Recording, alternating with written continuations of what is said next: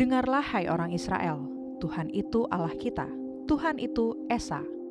Pernyataan sederhana ini dikenal sebagai Shema Israel yang menjadi jantung iman bangsa Israel dan salah satu deklarasi iman paling penting dalam sejarah umat Allah.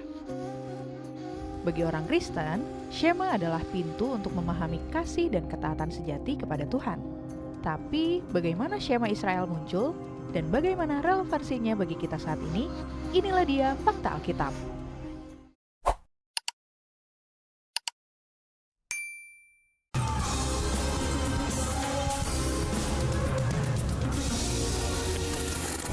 Shema Israel dalam sejarah bangsa Israel.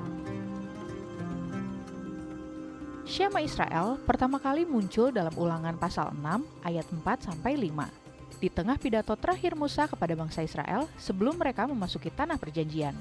Pada saat itu, Musa menyampaikan hukum-hukum Tuhan yang harus diingat dan ditaati oleh bangsa Israel untuk menjaga perjanjian mereka dengan Allah. Shema berarti dengarlah. Tetapi dalam bahasa Ibrani, mendengar lebih dari sekedar memahami kata-kata dengan melibatkan tindakan. Melalui Shema, Tuhan memanggil umatnya untuk mengenali keesaannya, hidup dalam kasih kepadanya, dan mengajarkan hukumnya kepada generasi berikutnya. Dengan menegaskan bahwa Tuhan itu Esa, Shema menolak politeisme yang melingkupi bangsa-bangsa di sekitar Israel. Shema juga berfungsi sebagai perintah utama dalam hubungan umat dengan Allah, yaitu dengan mengasihi Dia dengan sepenuh hati, jiwa, dan kekuatan. Ini adalah perintah sentral yang menjadi dasar dari seluruh hukum Taurat. Kondisi bangsa Israel saat Shema Israel diwartakan. Bangsa Israel sedang berada dalam masa transisi besar ketika Shema Israel diwartakan. Mereka baru saja dibebaskan dari perbudakan di Mesir dan sedang dalam perjalanan menuju tanah perjanjian. Setelah 40 tahun di padang gurun, generasi yang menerima Shema adalah generasi baru yang tidak mengalami peristiwa Eksodus secara langsung.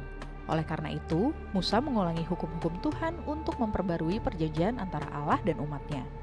Pada masa itu, Israel menghadapi tantangan untuk menjaga identitas mereka sebagai umat Allah di tengah godaan budaya dan penyembahan berhala dari bangsa-bangsa yang akan mereka temui. Kanaan, tanah yang akan mereka masuki, dipenuhi dengan dewa-dewa asing. Shema menjadi pengingat untuk tidak menyimpang dari Tuhan yang Esa yang telah menyelamatkan mereka dari Mesir. Shema juga berfungsi sebagai deklarasi iman yang harus menjadi pusat kehidupan mereka, baik dalam keluarga, komunitas, maupun bangsa. Musa menekankan bahwa perintah ini harus diajarkan kepada anak-anak mereka, ditulis di pintu rumah mereka, dan diikatkan pada tangan serta dahi mereka. Ulangan pasal 6 ayat 7-9. Ini menunjukkan pentingnya Shema sebagai landasan spiritual dan moral bangsa Israel. Shema Israel dalam kehidupan bangsa Israel modern. Dalam kehidupan bangsa Israel modern, Shema Israel tetap menjadi doa inti dalam tradisi Yahudi. Doa ini diucapkan oleh umat Yahudi sebagai deklarasi iman mereka kepada Tuhan yang Esa.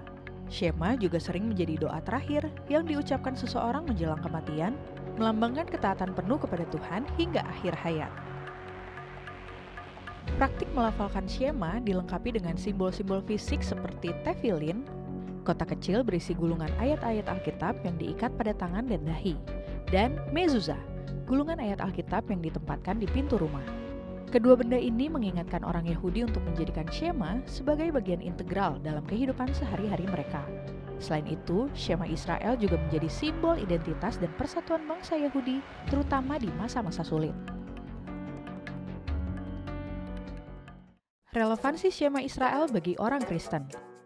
Bagi umat Kristen, Shema Israel memiliki relevansi yang mendalam. Yesus sendiri mengutip Shema dalam Matius 22 ayat 37 ketika ditanya tentang perintah yang terutama. Yesus berkata, "Kasihilah Tuhan Allahmu dengan segenap hatimu dan dengan segenap jiwamu dan dengan segenap akal budimu." Shema mengingatkan orang Kristen untuk mengasihi Tuhan secara total, melibatkan hati, jiwa, pikiran, dan kekuatan.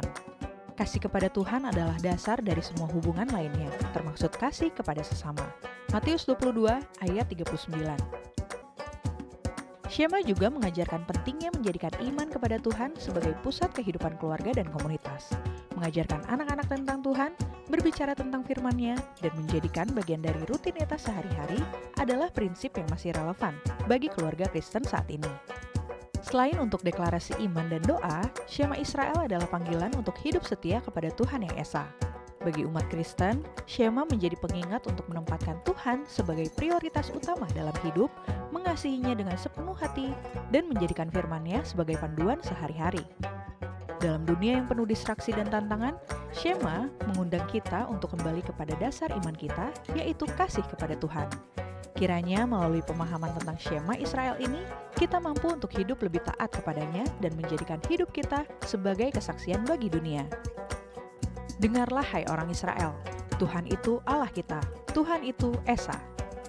Mari kita dengarkan panggilan ini dan menghidupinya setiap hari. Demikian Fakta Alkitab, Tuhan Yesus memberkati.